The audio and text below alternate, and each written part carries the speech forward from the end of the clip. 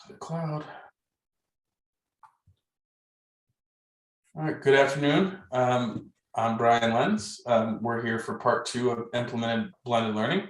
I am a coordinator in the CCSD district, overseeing digital learning technology. Hi, I'm Tambri Tondrick, Executive Director of Operations from Beacon Academy of Nevada, which is a state public charter school. So tonight we're going to, this is the second part of a 2-part series where we talk about implementing blended learning in your schools. And tonight we'll focus on the operations and technology of the implementation, and program design always, regardless of what 4 topics we're talking about, program design is always a component of that. So as a reminder, we strongly encourage you to, if you are considering implementing blended learning, either as a whole school or in a department of your school, or even if it's an individual, for example, a teacher who wants to implement blended learning, this guide, Planning for Quality, is it's a terrific resource for you. It asks some really thought-provoking questions to make you think about how you want to set things up for your program. And last week we focused on the digital content and the teaching piece. And so, as I mentioned on the last slide, today we'll focus on the operations and technology. So when you look at this slide, defining blended learning, you can see that there are 2 components, 2 circles, the classroom and the computer. And where those 2 overlap is where blended learning occurs. Now, blended learning can incorporate face-to-face, and it can be virtual. And so blended learning, again, always takes the best components of the classroom, that face-to-face instruction, and the best components of being an online program, and takes those 2 best parts, and what you develop then is blended learning. And it's got many benefits. The personalization of it, we'll come back to time and again, but it truly is the best way to reach multiple levels of learners within one class. And it allows a lot of flexibility. For example, if you're a small school, it would allow one English teacher to teach multiple levels of the same class without providing and building multiple lesson plans and things like that. So you have the personalization. It allows the students to work together. It provides motivation. And it's really a self-paced learning on the learner side. And on the teacher side, using the technology, there's a lot of tracking and controls if you're able to, if you're able to provide a learning management system or a content management system, so that you can see what the students are doing in the classes. And we'll talk about the costs and the mobility of it as we go through tonight. Those are definitely pieces of operations and technology.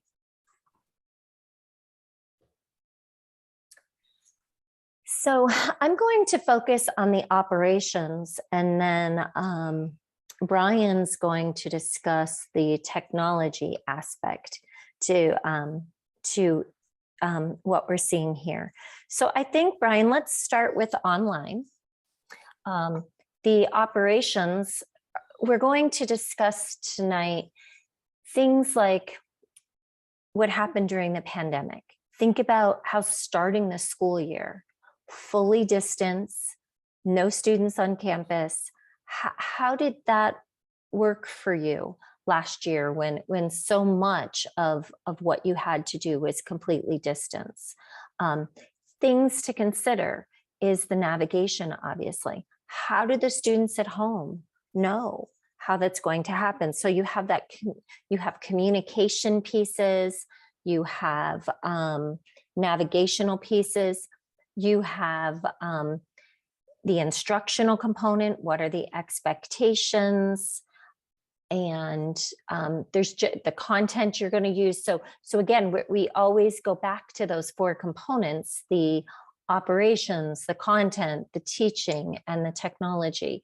And so when you think about the operations, how does that differ than in a hybrid program where you have students coming in some of the days, and then other days they're working completely remotely?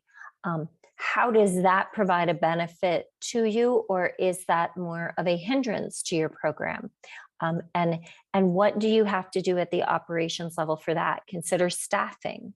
Who's working with the students who are at home? Who's working with the students that are on site? What does that schedule look like? How do you support those students? And then the blended learning, which is 5 days face-to-face, but there is an incorporation of technology. So when you think about your school, your program, how does it look? This is the first question that your team, I would assume that you're working with a leadership team that does involve your teachers, it does involve your support staff. Everybody should be at that table when talking about changing the model of your school if you're doing this school-wide. Brian, would you like to add? Yeah, so I mean, just starting with online, I mean, you started to get to the thing when we start talking about technology and things like that. Consistency is key, right? And so when you start talking about navigation and course layout and things like that, as a leadership team, you really want to confine the box a little bit, right? Don't take away every choice from a teacher. Like going back to the early pandemic, I know a lot of teachers that summer before, when they were getting ready to use Canvas for the first time, they spent a lot of time creating a Bitmoji classroom because that's what they could control, and they were trying to find excitement to put their personality in the course. And that's awesome. That's a great place for variation to occur. But that Bitmoji should go in the same place for every teacher at your site. That way, when a student is going from class to class, or a parent is going from grade level to grade level, they know what to expect when they click, right? And they get more familiar with the technology there. The other thing to think about when you're online is, what technology are we going to use to connect with our students? And, are we going to have some sort of live conferencing software? That should be consistent throughout the school. And we need to make sure that the students have the ability to connect and the devices that are reliable. And if they can't provide them on their own, maybe they come to the school to check them out in some capacity that way. And the same thing's kind of true with hybrid, right? We want to maintain those consistencies in our design. We talk about cognitive load for our students.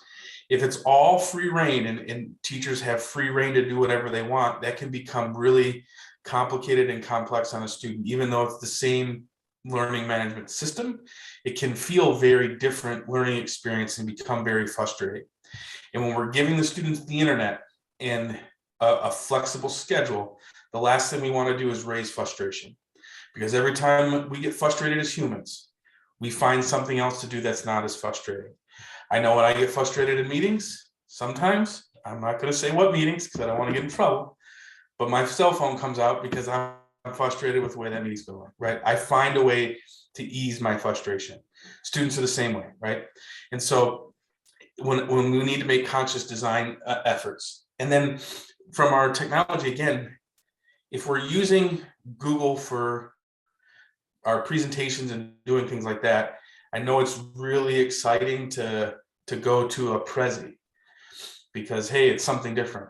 But how different is it doing than what a Google slide does? Do we want to lose that instructional time teaching our students a tool versus using something they already know how to use? So if they've been using Google Slides, why shift to a new tool that does the exact same thing Google Slides does? So when you're evaluating technology and what technology to bring in, think about, what does this do that we currently aren't able to do before you adopt it? Because the question always comes up like, well, how many tools is too many? Well, there's not really a number. The question is what is this technology going to bring to you that you can't do without it? Or if we already know and have this, that's a really cool idea. Are we able to use existing technologies to meet the same goal with just a little bit of reteaching? Because you'll save instructional time to spend time on the actual creation and demonstration of knowledge instead of just constantly teaching how apps work or buttonology, because that can be a real time suck. And then with blended learning, there's even more flexibility with devices, because now you can have class sets perhaps, right? That they don't necessarily need to take them all home, especially if you're not doing like a flip. It's more of like a station rotation inside the classroom. So when we start thinking about sustainability, right, this is a big piece. We look to districts that were one-to-one pre-pandemic, and on average, they were buying 25 to 30% of the devices every year. So if they're one-to-one, they needed a replacement 25 to 30% every year, brand new devices. And that needs to be built into a budget. So far, I haven't seen any budgets that have that kind of scalability and sustainability built in yet, because that's a huge price tag, especially here in Clark. So that's a huge concern for us, is that sustainability piece now going to move to the schools and the individual sites to maintain? So if I'm a site, how am I going to maintain it? Well, one way that you can is move to class sets, right? That's less devices. You can stretch out the ones that you have. The kids aren't taking them back and forth. If that's a possibility at your site, maybe you do need to check some out and still do the hotspots as well.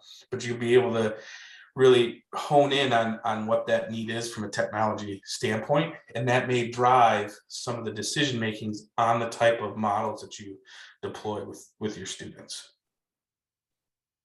Anything else to add there, Taylor? No, thank you. That was great.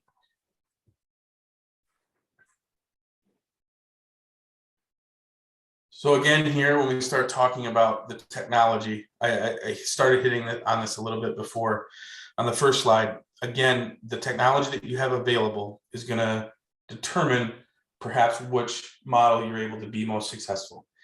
If you are a true one-to-one school and kids are taking them back and forth, you're able to do more of a hybrid or a flipped classroom model, because you can count on your students being able to connect reliably at home. If the only option you have is the class sets and they need to be kept there, you're going to be at the rotation model. It doesn't mean that great things can't happen, but that would be one indication of what's happening there. The other thing to consider is help training parents on the technology, especially with some of the newer things. Thankfully Chromebooks are pretty ubiquitous, because it is just a web based OS, and they can get on Chrome and go through there, but they may need to know, like, what does a sharing Google look like? Those kind of things, just to help give them confidence, especially when we start looking at our littles. They're going to need to be that support in the home. So having some parent academies to help train them on, hey, this is how this works. This is how logins work. This is where you go for here if you have single sign-on, teaching them all those kind of things to help be that ally at home. And then leveraging the technology even for parents. One of the cool things that I heard the other day was, a school that always had a hard time getting parents to be able to come to IEP meetings or engage at the school during the pandemic actually saw a huge uptick, because now all of a sudden Zoom was available. And now the single mom with 4 kids didn't have to spend the 45 minutes getting them all wrangled into the car, 20 minutes to get to the school, 20 minutes back, and before she had to get ready for her job. So that Zoom freed up essentially that 1 hour that she had to block off almost 3 hours for. And so maybe leveraging that in the future could be really, really helpful as well. Do you want to talk about these from an operations standpoint, Tammy? Yeah, you brought up some great points. I guess what I'd like to talk about from the operations perspective is, again, who is the intended? Are we talking about a whole school? Are we talking about individual teachers? And so I'm going to focus on the school administrator here for a minute. And so again, if you are incorporating or asking an incorporation, universally across the school about incorporating blended learning and technology into the classrooms. It doesn't have to be rotation, it doesn't have to be flipped. It can be a combination throughout the school, unless you're going to do something where you're going to change the entire school schedule. And when that happens, let's talk about this hybrid model. And let's give an example where your students are scheduled on campus 2 days a week or 3 days a week, and they're home for 2. If that is your scenario, some things to think about with the operations of this is, as Brian brought up, not only the technology, but I wanted to say that some of those costs can be offset when you're doing this, because you may not be purchasing as many textbooks and things like that. So the cost of the textbooks, when you think about it, the high school level in particular, where it's over $100 textbooks per student, if you can get the online version and things are slightly at reduced cost, or if you're using content providers, you may find that you can offset some of those costs so that you can provide the one-to-one technology. We actually do exactly as Brian suggested, and we build a budget knowing, and we switched to Chromebooks many years ago because the cost is about at least a third less than a computer. And you can put the Go Guardian on there to track the devices, monitor the students. You can tell when they're logging in from home. There's a lot of controls you can do when you own the equipment that the students are using. And the way that we offset that is by our school was designed to be a blended school. So we have a smaller school than I'm talking square footage, than you would typically need. Because I'm not servicing 100% of the students at one time. And so I'm able to have smaller square footage, which brings down the operations costs. So that Chromebook purchasing every year, it's, maybe, and I have a small school, 400 students. So we're talking about, setting aside $25,000, $30,000, every year in a budget to replace Chromebooks, which is very doable. And so I do think at the school level, it's something that can be accomplished. When you're thinking about it at the district level, the price tag sounds astronomical, but there are steps you can take as a school leader to drive some of your other costs down, if this is truly the direction you want to go. And so there's always that budget piece, but there are ways to do this that do make it a little more affordable. And I think that's all I'm going to say on this slide, where I'll talk a lot more about the operations because it's not really model specific. Yeah, and one thing while you're talking before we go to the next slide, because we were talking about like replacements, one of the things I heard that was really, really smart is, as kids were breaking Chromebooks, you want to make sure that you have a regimen of older ones to give them when they break. Otherwise, kids learn really fast that, oh, if my old one breaks, I get the brand new one. And all of a sudden you start seeing more Chromebooks start breaking because they want the newer Chromebook. So as you're replacing those, it's not like I'm throwing out 20 to 25% of them. You may be able to keep them back, hold them, and then use them for those kind of, hey, one-offs. This one got lost. This screen broke while it's sent out for repair here. You can have this loaner one, things like that. Oh, you're correct, Brian. Our newest ones go in the classroom.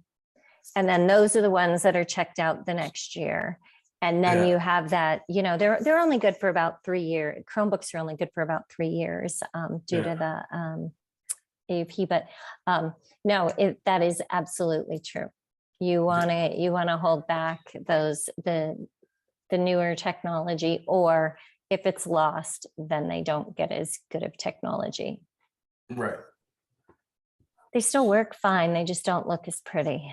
Right, exactly. You don't want to They incentivize. function exactly the same. Yeah, yeah. All right, so then when we start talking about, how we're going to roll these things out, and so I always like bringing this graphic up when we talk about any kind of adoption. And so one of the examples when I was first presented this was talking about cell phones, right? That your innovators are always the ones that will sign up for the betas, and let me try the iPhone 20 right now. I don't care what bugs there are. I don't care what it is. It's Apple. I love it. I'm going to try it. I'm just going to go all in and do it. And then your early adopters, those are the ones that'll camp out front, right? And say, I'll wait. I want it the day that it's there. And then the early majority are, you know what, I'll buy it once everything calms down. Maybe a sale happens. And then your late majorities are like, you know what, my phone's finally, I've noticed it's really slowed down or it's not holding a charge. Let me get one now. I see that everyone's on this. And your laggards are still using flip phones. All right, so that's kind of where the adoption curve kind of lies with any kind of change. And so when you're talking about rolling out any kind of new technology or new program at your school, you want to keep in mind the mindset of all these different groups and try to hear from them before you announce the rollout. So I know in the past, it's really easy to just kind of say, well, let me talk to my innovators and early adopters, because those are the ones that their hands are always up and they're eager to help out. But if you can get some of those laggards that you trust or late majority, like, hey, what are your hesitation? I'm thinking about doing this. What are you thinking right now? You can kind of get ahead of that negative spin ahead of time and hopefully nip in the bud well, we'll just wait this change out until the next change comes, because you'll have a lot of their concerns and questions answered in your initial rollout when you go staff wide. And so start thinking about it that way, is, whether it's, hey, we want to do a brand new design to our Canvas layout. I heard consistency is the key. We need these key things on our homepage. Here's where your flexibility and creativity can go. Just think about it that way. Or if you're just going to say, hey, we want to try, everyone's going blended in some way. What is that going to look like, hearing from all these groups? And then just knowing that this isn't a weak process. You're not going to get the laggards to jump in at semester break, right? This is a 2, 3, 4, maybe even 5-year commitment, and you may lose some people, right? People may decide, hey, this isn't the place for me and I need to transfer, and that's okay too.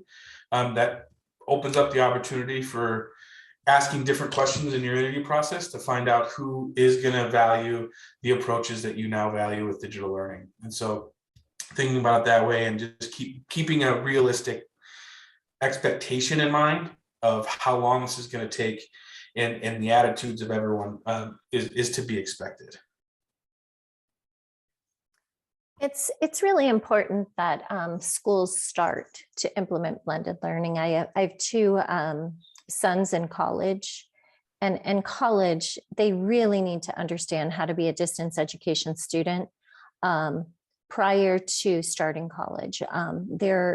They are expected to do so much through the learning management systems that the schools use, that it's really, really important that we start getting students used to participating on discussion boards, participating, asking questions online, being able to, just navigate the courses and things like that.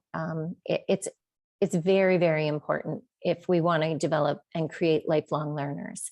Most adult professional development, no matter what the trade, is being delivered online.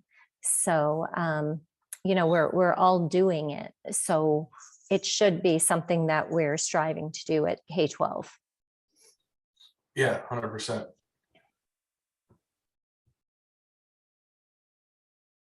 You can just go on to the next slide, please. Okay. So we're gonna focus on operations for a little bit, and this is what this As Brian mentioned, when you're implementing blended learning, and we'll talk school-wide for a minute, it is really a commitment, and it isn't something that, oh, we're going to do blended learning next fall, and we start planning it, in May.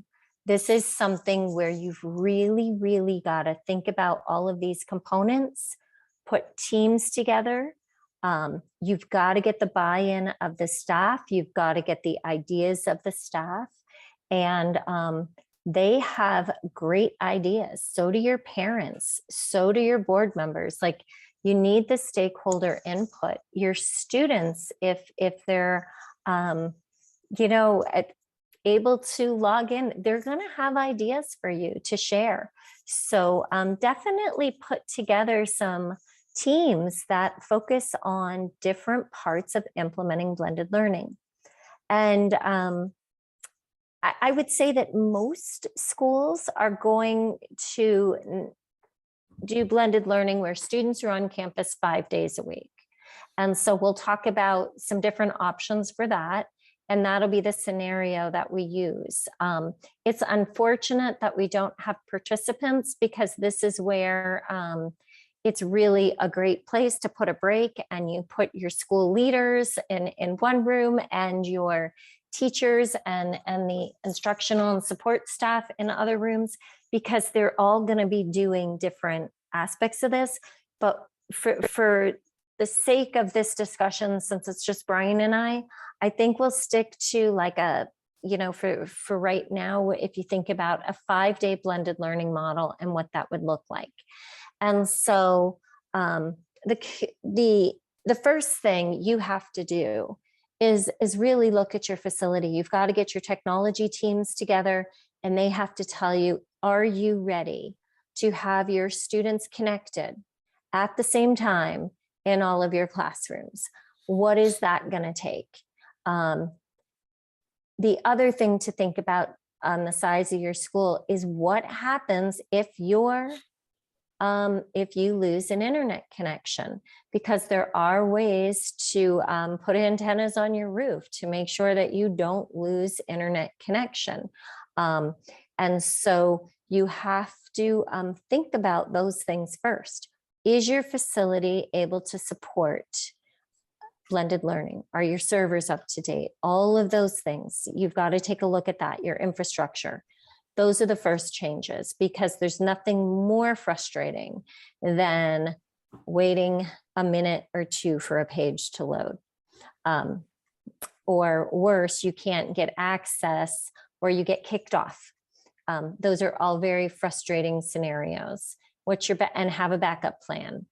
And then the second thing is to really establish responsibilities and roles of your staff to help support the students both online and face-to-face. So what is the online component going to look like? What is the face-to-face component going to look like? And when are these happening? Is this a simultaneous event? Is some of you, are some of your students remote? What's your thought process there? And then you really need to think about how this is all going to happen. If it's fully virtual, like it was during the pandemic, these bullet points here were very, very challenging for most schools. The communication, the orientation, as Brian mentioned, having those parents, parent trainings. You had to teach them how to help their students. Registration and enrollment, that was very, very difficult online. Taking attendance, now you've got that problem too, depending on your model. Technical support, scheduling considerations, and first day, all of those pieces have to be considered depending on the model. Well, and it's different depending on your model. For example, if you're offering face-to-face instruction, there's no reason that your orientation, registration, enrollment, that doesn't have to change. You can do that exactly the same way. What if you have some of your students fully virtual? How are you going to do those pieces and meet their needs. And so the communication obviously is the most challenging. Most people check their text, right? Emails, iffy, especially with your students. That's a no.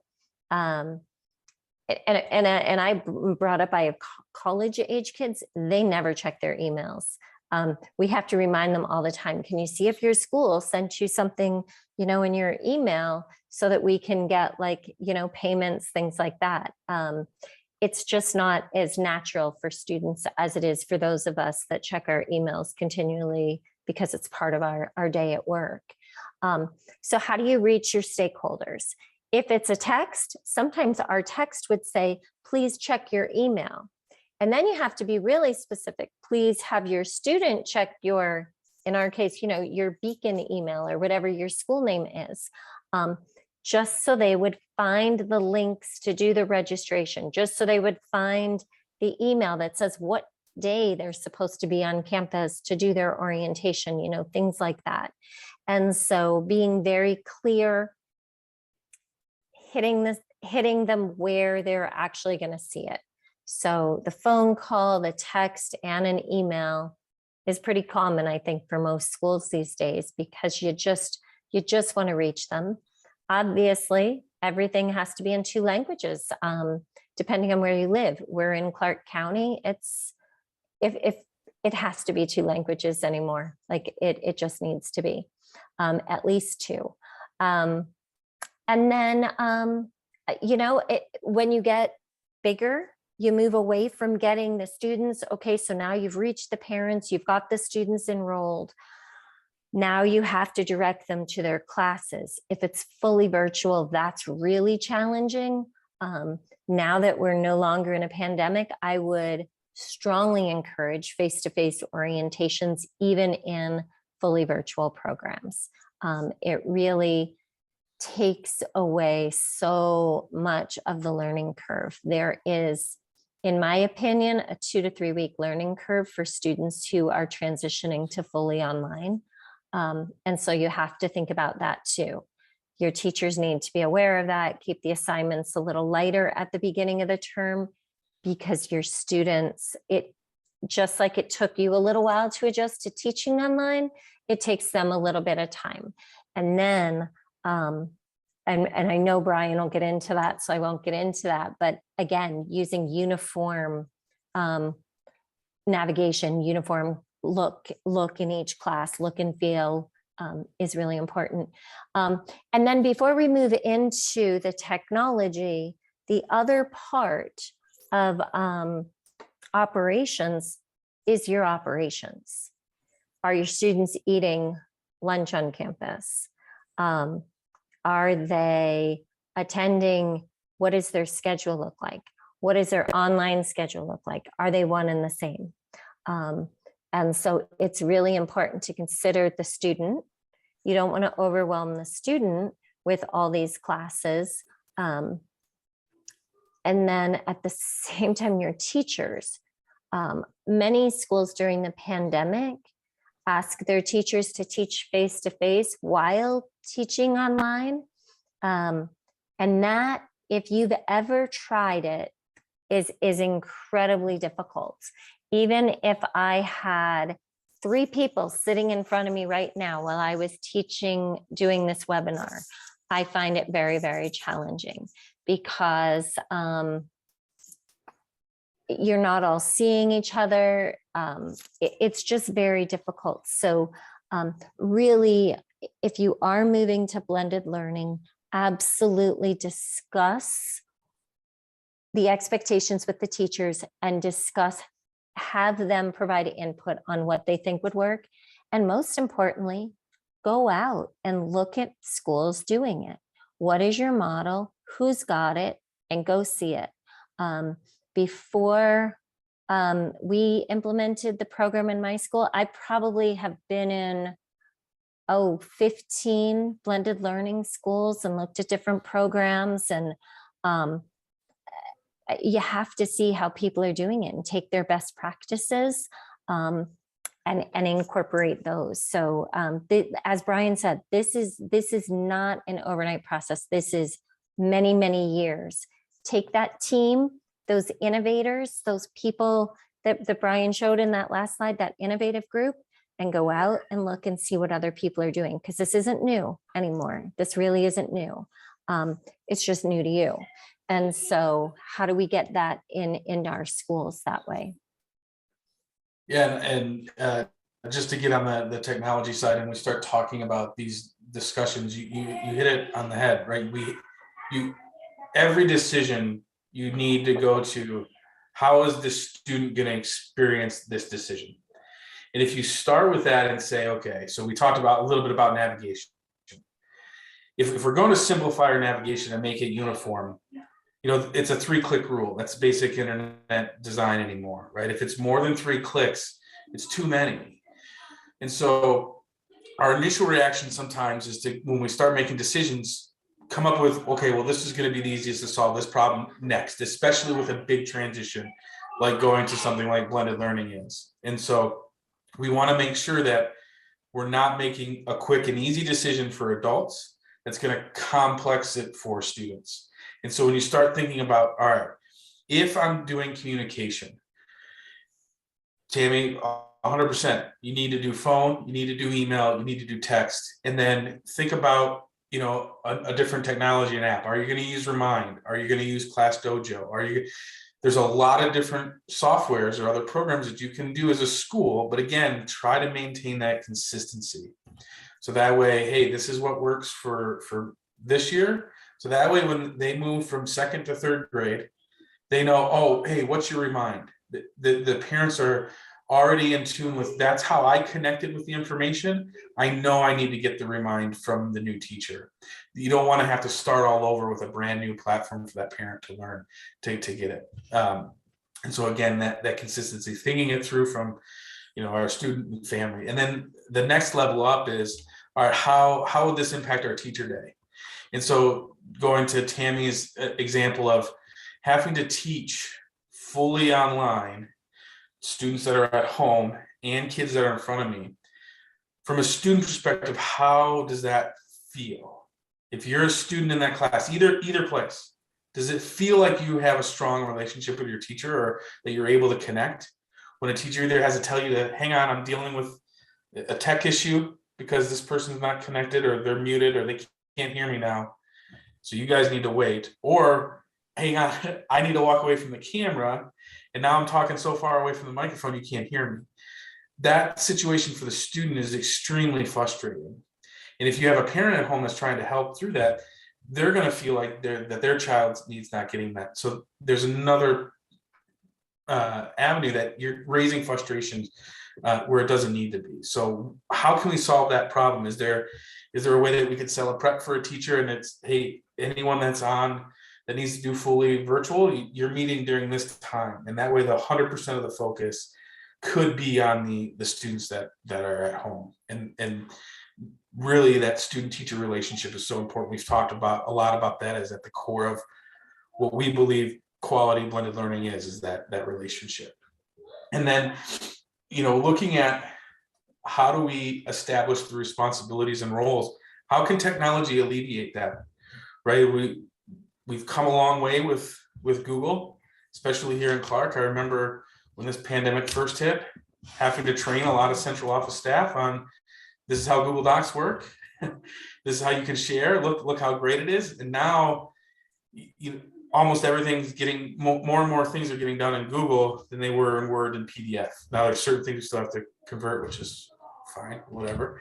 But as a district, we're so much further along in the collaboration of documents than we were pre-pandemic, and it's fantastic. So what are those things that you can do to streamline, like scheduling and things like that, to make it more transparent? Because sometimes, hey, this teacher's out sick, I need to be able to cover, instead of having to bug that teacher that may not be available. If they know that this is where the master schedule is online, and I can go in here and this is where I can get the Google Meet link and jump in and cover, all that can be taken care of, and the teachers know that operation is there through the technology. Or it's just a email that you have sent out that says, hey, I need you to cover. If you have any questions, check my master schedule. And that's just a 30-second email that you can send out that's labeled sub day to whatever teachers are covering. And then that way, you know it's covered. The kids are going to have a teacher when they expect to have a teacher, and learning is going to take place. And it just eases that, what could be a really frustrating day otherwise. And then the other thing too is when we start thinking about these, you have to get student and family feedback throughout all of this. Find out, hey, what did you like about orientation? What did you feel like that was missing? You know, pull them right after the orientation, pull them at the semester, and pull them at the end of the year. Just try to get that information so that way you're constantly improving the process, finding out what technologies do work and what don't, and then adapting it as needed. And then that way you'll make it smoother and smoother and smoother. You know, sometimes we get so caught up in jumping from one fire to the next time the beginning of the year rolls around, it's like, okay, we're going to do our orientation. Wait, we had a problem with, what was it again? How are we going to solve? You need to take care of that right away. So getting that immediate feedback and making those changes while it's still relevant is really important.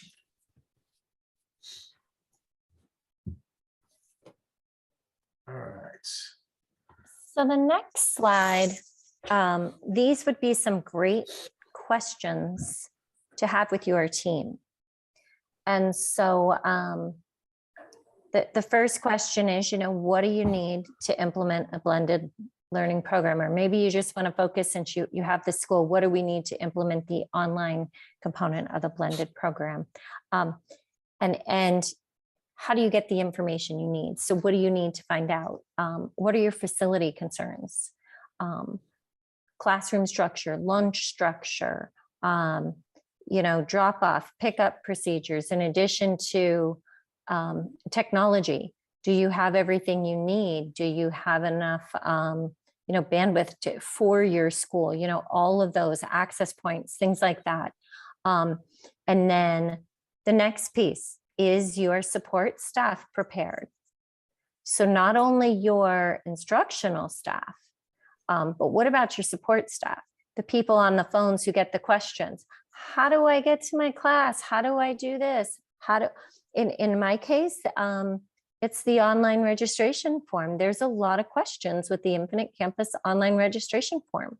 Who is helping people complete those, you know, even during enrollment and registration? How do I find my class?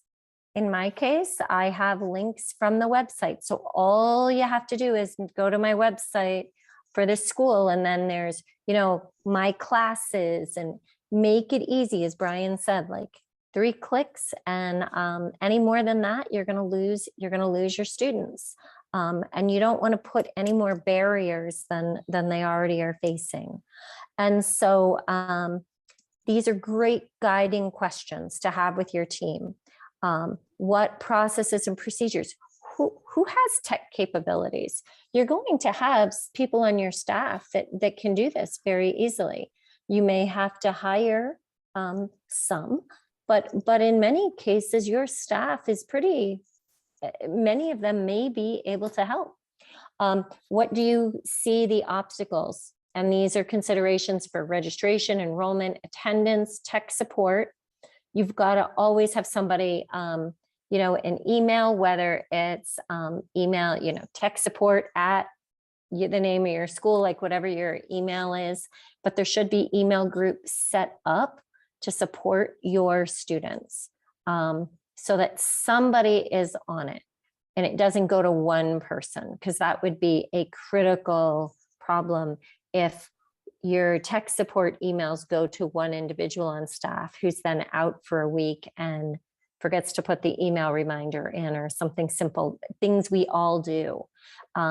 And so do you have a backup? Who is on that team? Who can help? And the communication.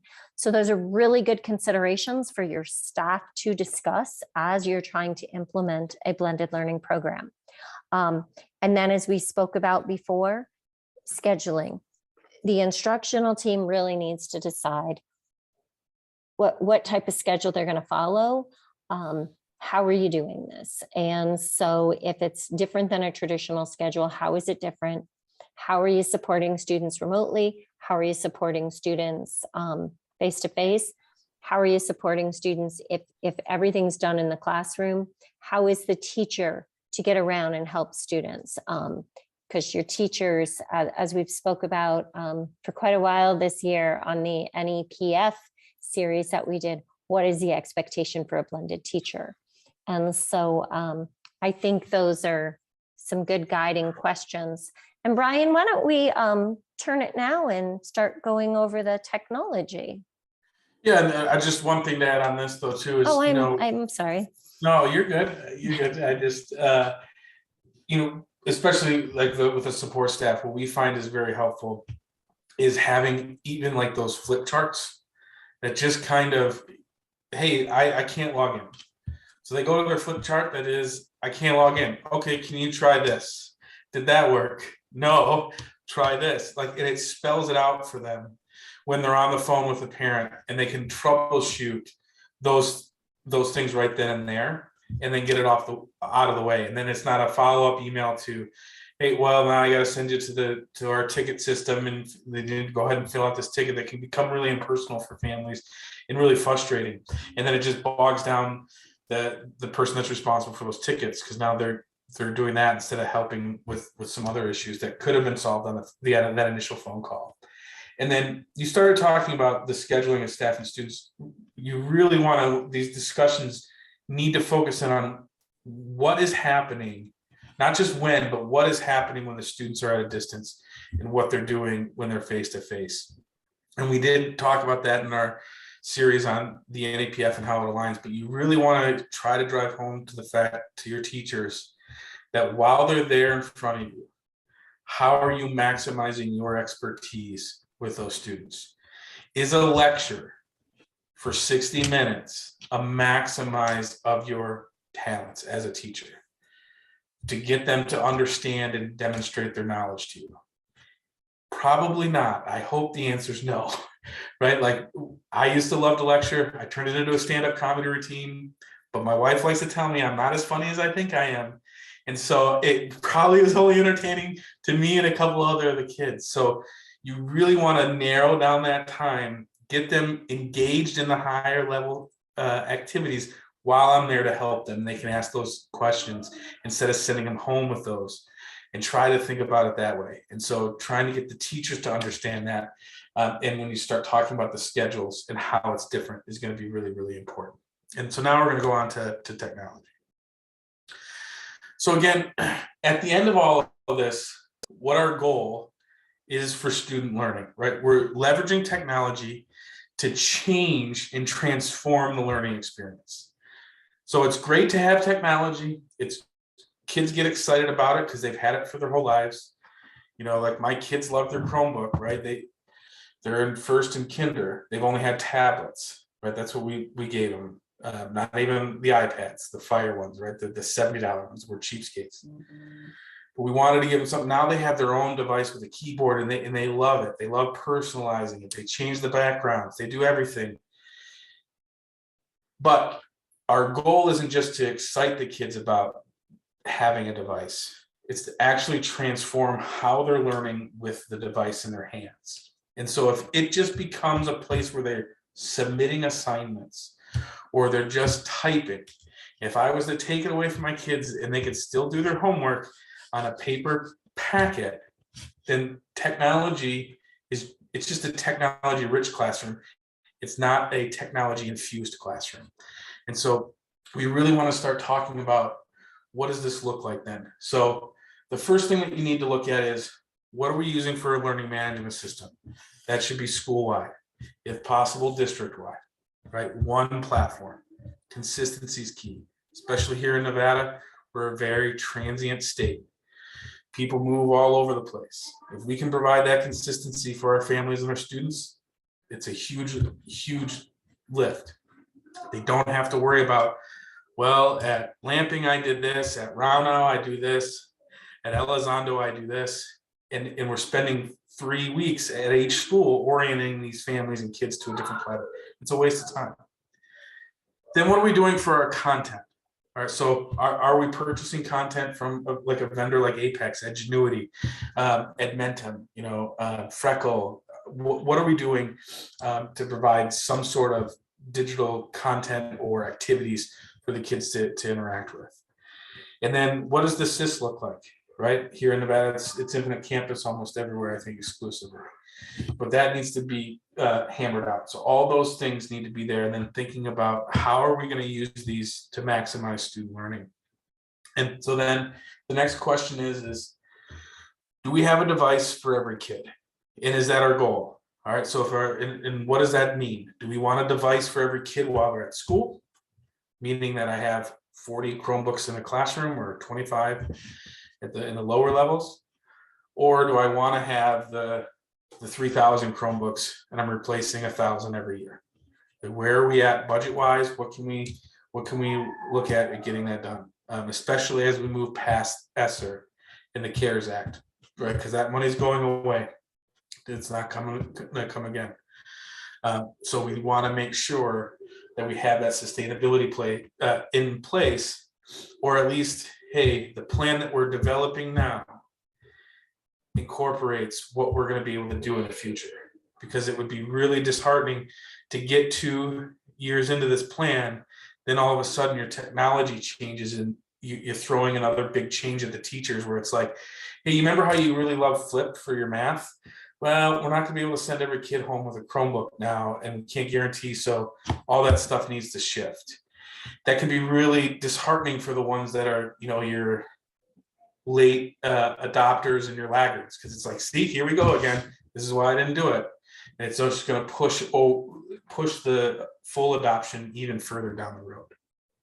And then how are we giving them access from campus to home? Do they have a hotspot where they could actually, if they're getting bused for a long time, that they can actually carry with them and they can do the homework on the bus? Some kids go to some magnets are on the bus for an hour and a half each way. That's valuable time if now they can be connected on that bus and get their homework done. I'm giving them more time to actually be kids when they get home. And then how are our teachers going to be holding live lessons in office hours? I strongly encourage that, no matter what the modality is that you're doing, because it's really easy for kids to hide or get lost, especially fully online. That, to me, that was the most frustrating part as being a fully online teacher, is those kids that I just couldn't find. I couldn't connect. Didn't matter. I mean, I thought I was going to get reported for stalking. I called so much, right? Because that was always the answer. Call more. Well, there's not, they see 799, they're not picking up. There's got to be a different solution. And so really what I found is if I could really make the connections early on and have established procedures and really low expectations in the beginning for what those live sessions were. They were more about fun things. I got the kids hooked in first. So, I would ask, hey, this one isn't going to be about the mitochondria as the powerhouse of the cell. This is more about, hey, what do you like doing in your free time? That live session was more important to me in the beginning of the year so I could make those connections with my students, because it ended up lasting much longer and I'd get more kids in my live sessions for a longer period of time, because then they could find out, hey, this is my time to tell Mr. Lenz about the cool thing that happened this week, and then we'll do our fun learning, and he can tell his lame jokes and we can all laugh at him in the chat. So that was kind of, how is that going to happen though, right? And it should be consistent for a school. You wouldn't want some teachers using Zoom, some teachers using Google Meet, some doing, the conferences through your LMS. It needs to be consistent. So that way families and students know what platform it is, and it should be posted in that course is the times and the link in a very consistent spot. So that way they can just jump in there. And then as a school, sharing those out is really important when the times are. So that way, hey, all of our AP teachers, we got kids that overlap a lot. We're all planning our live session in the same 3-hour block. That doesn't make any sense. We're overloading these kids on live sessions. So how can we spread those out and be more cognizant of the student experience? Because the power of online is the flexibility. And if we start getting more like brick and mortar type scheduling, like it was in the pandemic, we're losing that flexibility piece, which is really harmful from the student experience, I believe. And then are students participating full-time, part-time, occasional basis? Like, what is those expectations for those live sessions and those office hours? You know, and you don't be afraid to base this on, hey, how are they performing in the class, right? Like, earn the right to say, hey, if you have a 70 or below, I want to see you at the office hour. That's the expectation. I want to have that one-on-one time scheduled with you, figure out how we're going to get caught up. Again, just try to maintain that lifeline before it's too late. Because if it goes too long, the kids just don't pick up the phone. They don't answer email. They don't come to the Google Meet. How are you going to get that kid engaged again? That's a really tough question, right? And I haven't found the magic bullet that solves it. You just have to make that strong connection in the beginning and maintain it throughout. That's the only thing that I've seen work in my experience. And so what are we using data and analytics from our system? So what's available? Tammy mentioned Go Guardian. It's a great way to see, hey, when are you engaging? How are you engaging in the content? What are you doing while you're on there? Hey, I noticed while you're working, hey, you're like me, you need to have Spotify open while you're working. That's great, but let's just make sure that that's staying there and it's not Spotify, YouTube. And then I, every once in a while, click back on Canvas and I'm clicking through my content, right? So just having those real conversations with the students in those one-on-one conversations is really, really important. Anything to add there, Tammy? No, I just really liked that you kept coming back to what do you want the student to do? And as you started this slide, it's just so important that that is where you start having the conversation. What is it that you want the student to do? And then how do we make that happen? So yes, the student, the end user is definitely the focus. All right, and so then when we get into some of the more content, we've talked about this before, but there is a big difference between content and tools. And then the question that you always ask is, before you adopt something new, do we have something that already does this? And when it, for tools, it can be kind of easy to see, right? Like, do I need quizzes, Kahoot? Do I need Pear Deck and what's the other one? Nearpod? Like, those things are very similar and have overlapping services. So it may not be the best to have both those things on your campus. It saves you money to only have one, and it provides consistency. And then for content, not all content's created equal. So when you're looking at these, what role is the content doing? And you may want to have one at each level, just to, depending on what kind of model you're doing, to be able to provide a robust learning experience for the kids. Even in full courseware, those kids may need some supplemental help, right? Because that's going to be at grade level and scope and sequence. The teachers can do some one-on-one coaching and mentoring and some direct lessons as possible, but then the supplemental can help build up those skills as needed. All right. And so that's kind of where those things to think about there. And then we have some guiding questions here to think about. So when you start thinking about the technology, how are you going to ensure that every kid has that device in the internet connection and make sure it's tied to the model that you plan on deploying? Does it match? And then what options are you offering to staff to ensure that they have a device and access to the internet? All right, we were shocked as a district as to when the pandemic was rolling out, the amount of teachers that came out and said, I don't have internet at home. Like, that just blew our minds. Like, what do you, so if some of our educators don't have it, there's a lot of our families as well. And so how are we going to, and then maintain it, and then picking the platform, how are we're going to give them access? Are we going to have everything go through Clever or a single sign-on? Are we putting the links on our website and that's where they're going to go? And then how are we going to keep the parents engaged? So we talked a little bit about that. One potential solution is having those parent engagement nights, right? And the academies having them come in and actually be a student in the platform and figure it out. The face-to-face orientation is another great way to get them to look at it. And then anything to add there, Tammy? No, thank you. Yep.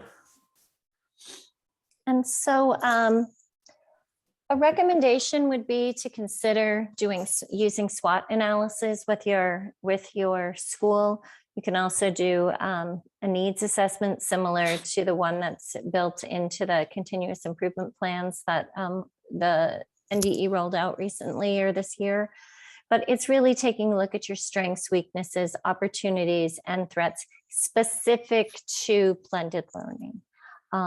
And you may even want to do that in each of the 4 areas listed above in the operations, technology, digital, content, and teaching. And so finding out what you have, what's being used, and having your teams go through with that. And from that, you should be able to develop a pretty good, solid plan for implementing blended learning. And then at that point, you just decide what can you do first, what makes sense, preparing your teachers, building your content, the technology aspect, can it be done at the same time? Or do you need to focus in different areas? So those are just really good questions to ask yourself. Brian and I are available to help. If you were to have questions about any of this, we'd love to chat with you and share ideas. Brian, did you have anything to add? And just another shameless self-plug, our very first webinar to kick off the year, we go over a SWOT analysis with a blended learning focus too. So you can check that out on the NDE YouTube channel. It's there. And then another shameless plug is all of our work and our fellow colleagues have been putting all of the resources on the nvdigitallearning.org website. And so then that is there for you to take advantage of. And again, there's our contact information, and thanks for staying tuned, and good luck in your transition. Yes, absolutely. Thank you.